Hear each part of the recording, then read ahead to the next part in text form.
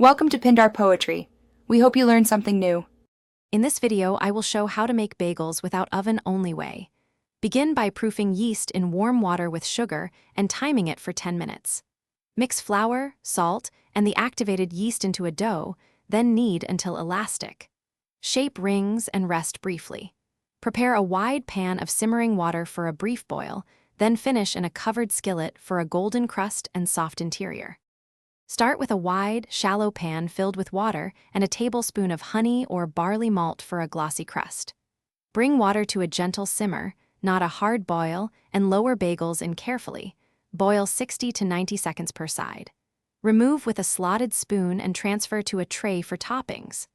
Press seeds gently so they stick, then immediately move bagels to the finishing pan for browning.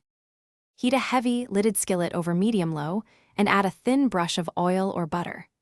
Place boiled bagels cut side down to brown gently for about 6 to 8 minutes until deep golden. Flip each bagel briefly to brown the other side, then cover and let steam for 2 minutes so the interior finishes cooking without drying. This method gives a chewy interior and a crisp, browned crust without an oven at all. Thanks for watching. Consider subscribing if we helped you.